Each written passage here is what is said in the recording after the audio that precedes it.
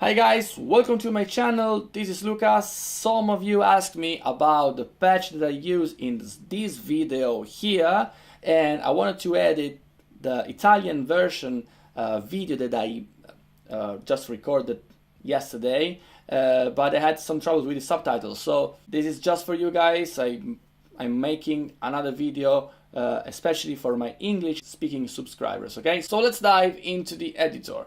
Okay. So here I have my my usual blocks that I turn off just because I want to show you guys step by step what I used to recreate the sound of David Gilmour. I know, by the way, that he used Gibson Les Paul with P90s, I guess, pickups. I don't have any. I don't have a Les Paul. I don't have P90s guitar, so I use my Fender American Strat. It's American Standard series. It's 2012. Everything is stock apart from the tuning machines and no backplate, but doesn't make any difference with the sound. The pickups, I think they are custom shop. I remember back in the day there was a sticker saying custom shop pickups, something like that. I'm not sure 100%, by the way. Anyway, so the amplifier that I used was the Hivat model. Everybody knows that David Gilmour uses Hivat amplifier, so I guess it was a good starting point. Someone told me that actually the sound of the guitar solo was the guitar straight into the mixing board, but I guess it was a nice expensive mixing board. I don't have any, and with the MOOER GE200 we don't have any mixing board emulation, so I think the Hivat amplifier would be a nice one. So as you can see, everything is pretty much a maximum. The gain is 66. I could I could have more gain actually, but since I wanted to use an overdrive, I guess this sound was okay for me. And treble and presence, not too much, but bass, mid, and master volume, I prefer to put everything on maximum. The cabinet is the standard IR that is included with the MOOER. It's a 412 by Hivat. The tube power amp stage is like EL34. The microphone, I prefer to use the SM57. I guess, you know, it's always like, it's a standard microphone, and it always worked fine for me. And for the mic placement, I prefer to use a little bit of offset. Like, I don't want to have the microphone straight into the center of the speaker. I prefer to have a little bit like darker sounding sound, and the distance a little bit like farther from the speaker, so a little bit more of a vintage kind of sound instead of direct, you know, pure. Then the sound actually, just with the amp simulation, it's not that great. This is the sound, so it's really far away from the final product. But if I turn on the overdrive, I chose the 808 classic tube screamer sound with the volume pretty high, the tone just a bit above the 5, so 59, and the gain a little bit more than usual. So now with this overdrive, you can hear already that we are closer to the sound of the guitar solo.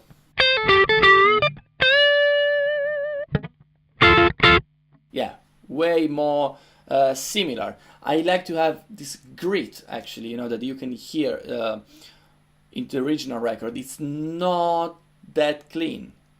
It's clean sound, but with that kind of nice grit that is really nice. But it's not enough, and I wanted to use also a compression, because you can hear in the original record that it has some snap to it, and I prefer to use the Blue Comp, that actually I think it's the replica of the Boss CS3, really famous compressor pedal by Boss. And I set the attack and threshold at 0, so the sound would be compressed at the beginning, and the ratio is the maximum level and the level at maximum, because I wanted to have a super compressed sound and really loud. So turning on also the compressor, this is the sound that we have. So you can hear we have more compression now. Without, yeah, more compression and more beef. It's even better. Okay, but I'm used to use these peaks, the Dunlop 500 1.5 millimeters. It's kind of a thick peak. So for this sound, I prefer to use a thin peak, because as you can hear, if I'm using the normal one that I use, the attack is not quite there. It's not really snappy, so I want to have more snap. Actually, I have to say that the compressor here, even if the controls are set for the maximum attack, it's not enough. With a real compressor, I could tweak it a little bit more to have more snap, I guess, but I don't want to complain too much. So I prefer to use this peak.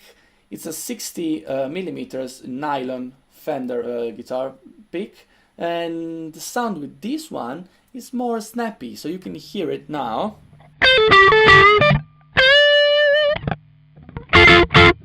So you can hear the difference between this one. Listen to just one note, one string. Okay, this is the thin one. The thick one. Again, the thin. You can hear the attack is more snappy, so it's more similar to the sound of David Gilmour. Okay, then another really important ingredient of this sound is the reverb. I chose a Hall reverb, so it's kind of like a big reverb with the level pretty high. It's like 56, decay 38, so it's not quite short, and the tone quite dark, 21. So this is the reverb. Okay, in the final solo, I guess I could actually turn up the reverb a little bit more, but because I thought that the compression on the master bass and Cubase would make the reverb more present, but didn't happen. But I'm quite happy with the result. So if you want to turn up the reverb a little bit more, you can do it without any problem. Okay, so the sound with the reverb is this one.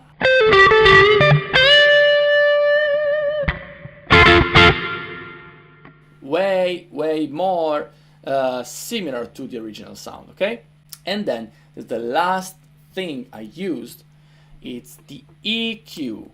Why did I use the EQ? Actually, if I had to record the solo for myself, I wouldn't EQ the sound with the pedal board.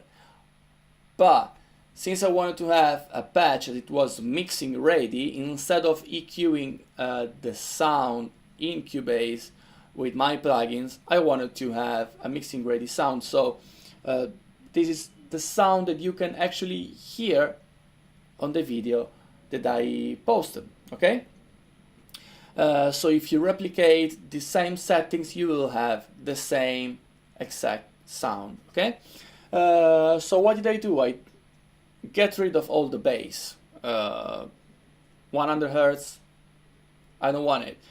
250, just a slightly, just like -10, so pretty much everything away. And then I boost a little bit the 600 Hertz, like the medium frequencies. And then I attenuate again the mid-high as well. This will make the sound more vintage in a way, and also, as I said, mixing ready. But if I'm playing now, you can hear it's not as beautiful as before.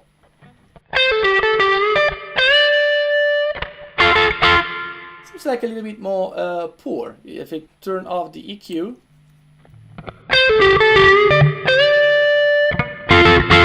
this is more hi-fi. With the EQ on,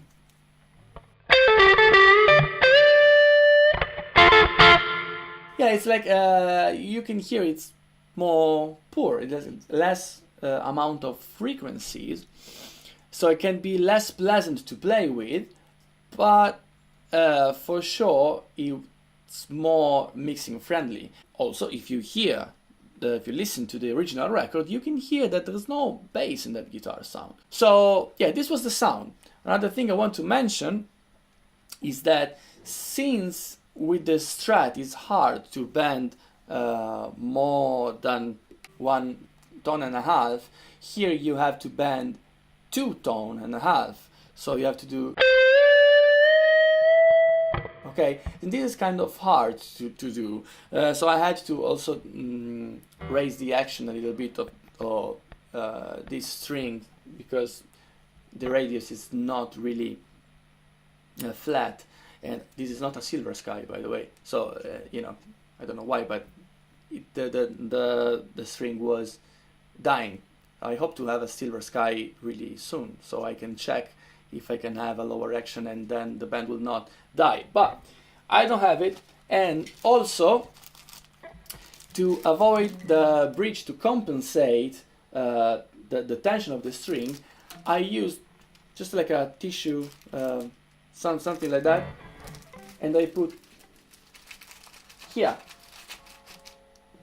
Okay, really professional, so I can avoid the bridge to compensate, and it will allow me to do the bend in the smoothest way.